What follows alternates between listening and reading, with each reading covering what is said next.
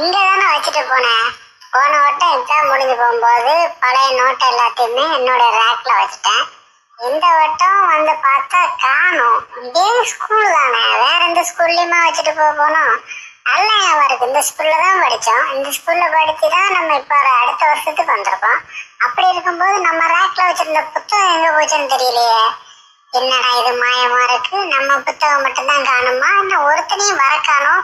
ஒருவேளை இன்னைக்கு ஸ்கூல் இல்லையோ, நம்ம தான் அவசரப்பட்டு வந்து தொலைஞ்சிட்டோமோ? என்ன நடக்குன்னு ஒன்றும் புரியலையே. நம்ம ரேக்கு தான் நல்லா தெரியுது. அப்படி இன்னைக்கு ஸ்கூல் இல்லைன்னா நம்மளை எப்படி உள்ள விடுவாங்க? விட மாட்டாங்களே. நம்ம கரெக்டா தான் வந்திருக்கோம். இதுல வேற ஏதோ ஒரு பிரச்சனை இருக்கு. நம்ம ரேக்கு கிளீன் பண்ண போறேன்னு சொல்லி யாரும் புத்தகத்தை அப்புறம் அழித்துவ போட்டாங்களா? இல்லைன்னா புது புத்தகம் வருதுங்கிறதுனால பழைய புத்தகத்தை நம்ம தான் எங்கேயும் எடுத்து போட்டோமா? ஒன்னும் புரியலையே சாமி. என்னடா இது, காலேஜுக்கு ஆரம்பிச்ச வந்து ஒண்ணுமா என்ன செய்யோ, என்னென்னமோ மைண்ட்ல ஓடுது. ஒன்னும் தெரியலையே.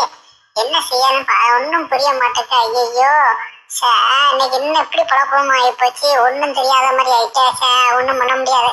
நம்ம அமைதியா இருக்கிறத வழியிடா. அமைதியாடுறா அமைதியாடுறா அமைதியாடுறா.